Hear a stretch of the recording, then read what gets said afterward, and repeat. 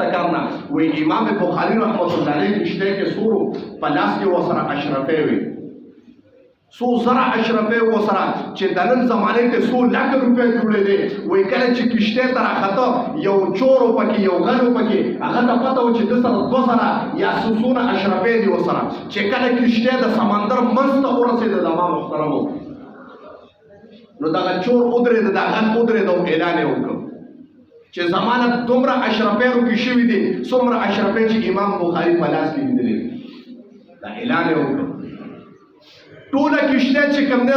چا کشتیبان اعلان وکړ وایي که چا سره اشرفه دي په خپله باندې راوباسئ ورنه بیا به ځینې کېږي او د دغه ته سمندر ته بیا غورځو مګوره کې پیدا شو غټه کشتۍ دی چې زما محترمو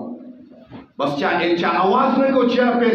پیسې لاس کې راستې وي ګرځېده چې هر یو بیا کشتیبان اواز وکړ چې د دې ټولو تلاشي والے یو قسم د ځای نه رب ونوغې زما محترمو ټوله کشتۍ داسې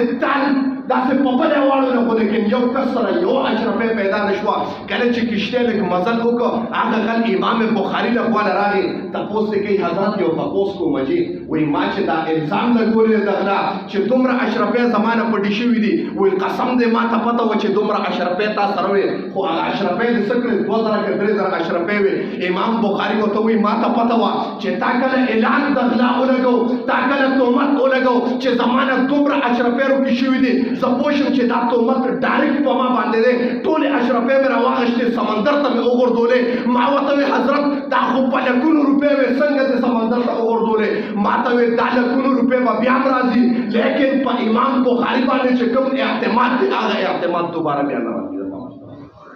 ډېر ایمان غواړي ګورئ زما محترم ځان د بدګمانۍ نه داسې بچ کړه که سام نه زه حدیث بیا زمانه روایت ته حدیث کېږي چې څوک دا الزام ونه لګي چې بهي د باندې خو مخکې د غلا دغه شو دا الزام په ما لګېدلی زما حدیث زما روایت ته بیا د کذب نسبت کېده زما محترم علما کرام په دې باندې پوهېږي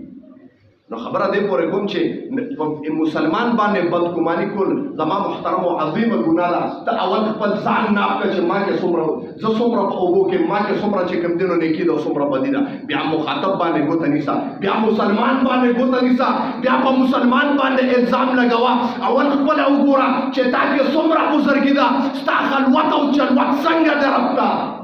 په جلوت او ستا خلوت خو دم نه رب ته برباد دی ستا خلوت چې کوم دی نو په ګناهونو کې تېرېږي لیکن مسلمان دې ولیدې چې متیا دې کږي وکړې قسم دې ته پې بیا چې کوم دی د تهمتونو بمبار وکړي بیا تهمتونه پې لګې